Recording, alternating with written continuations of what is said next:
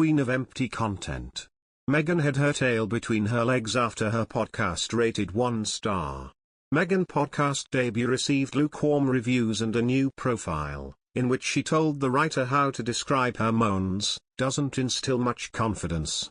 The following are things Meghan Markle has made, failed to make, or is planning to make: a $24 million Spotify deal, a $100 million Netflix deal, an animated show about a girl traveling through history that Netflix cancelled, a company that oversees her Spotify and Netflix deals and has its own non-profit wing, a podcast, a documentary about her and Harry's love story, guttural moans, more on this in a second, a move across the pond, and a new life from scratch.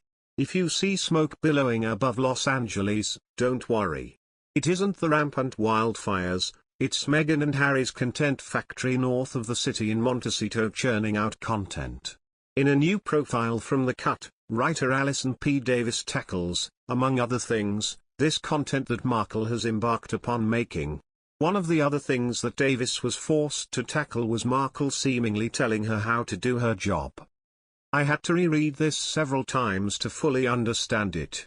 To clarify, Markle, the Duchess of Sussex, current resident of Montecito, California, knowingly made perplexing throaty mouth sounds and offered them up as some sort of meta-morsel of introspection into her inner world. I can't thank Davis enough for including this detail.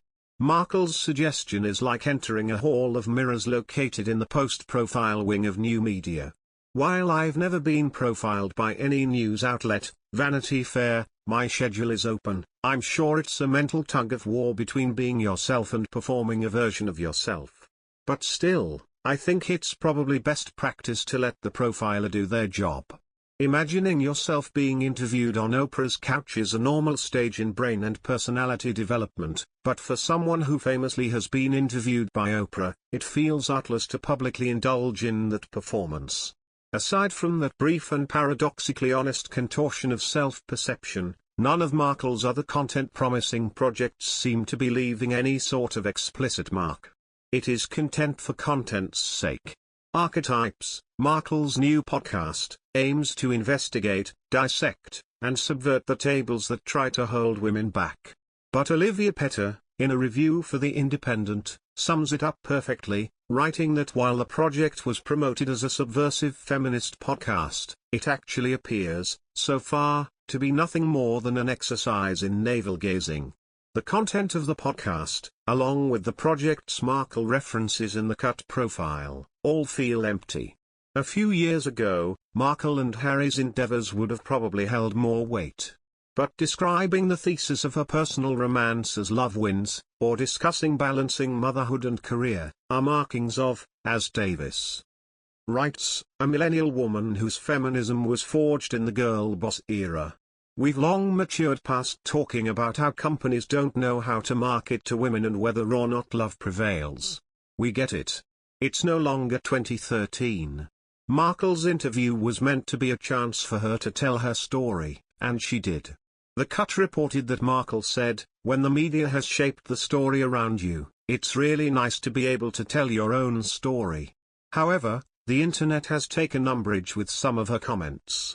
Basically, Markle's attempts to seem relatable fell pretty flat. A few things seemed to upset the internet. She still referred to herself as a duchess despite renouncing her royal duties. Arguably this could have been the publication taking some creative control, but usually, Markle's team would have been part of the approval process. Markle also talked about being reluctant to buy their $12 million dollhouse when neither of them was currently employed. I suppose it is meant to be relatable, but ultimately if you are even thinking about buying a $12 million dollhouse, especially without permanent employment, you aren't relatable. You are part of the elite.